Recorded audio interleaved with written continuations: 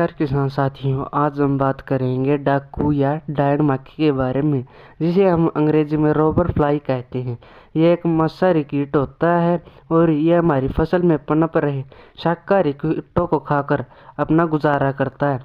यह एक प्राकृतिक कीटनाशी का काम करता है और यह हमारे लिए बहुत फायदेमंद कीट है। मक्खी की पहचान, इसकी सबसे बड़ी खासियत यह है कि इसकी टांगों में कुछ कांटे लगे होते हैं जो कि इसका शिकार करने में मदद करते हैं। इसकी बड़ी बड़ी आँखें होती हैं। इनकी टांगों में जो कांटे लगे होते हैं उनमें जहर की मात्रा होती है जो कि शिकार को दबोचने में काम आती है और उसका शरीर कमज़ोर कर देती है। इस कीट का शरीर कमज़ोर होने के कारण यह मक्खी अपने साथ आसानी से उठाकर ले जा सकती है। इसकी सबसे बड़ी खासियत यह भी होती है कि इसका एक ठिकाना होता है, जैसे कि किसी डाकू का होता था पहले के ज़माने में।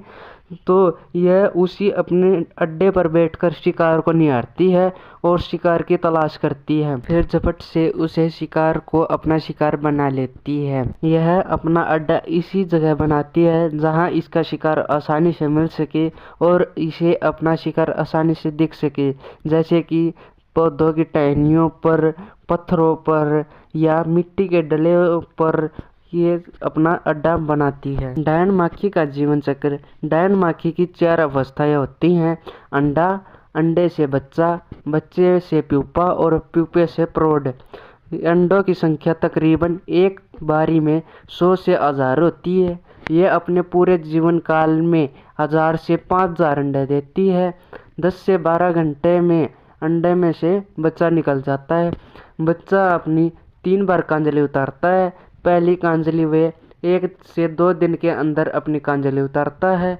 दूसरी कांजली वह 10 से 12 घंटे में दूसरी कांजली उतारता है और तीसरी कांजली उतारता है वह 3 से 9 दिन में, और फिर वह प्यूपे में बंद हो जाता है। प्यूपा तकरीबन 3 से 4 दिन में उसका प्रौढ़ बनता है। डायन मक्खी का खान पान। डायन मक्खी अपने शिकार को अपने जबड़े में बोंच लेती है और अपनी टांगों में उसे बोंच लेती है। इसकी टांगों में जो कांटे लगे होते हैं उनमें से यह एक रसायन छोड़ती है, जिसके कारण जो कीट इसका शिकार होता है वह कमज़ोर हो जाता है और यह अपने अड्डे पर उसे ले जाती है। इसके भोजन में मकड़ियाँ, टिड्डे, बुगड़े, बिरड़, बीटल, बग, पतंगे और आदि इसकी खान पान में शामिल है। इसलिए हमें खेत में किसी भी प्रकार की दवाई डालने की आवश्यकता नहीं है।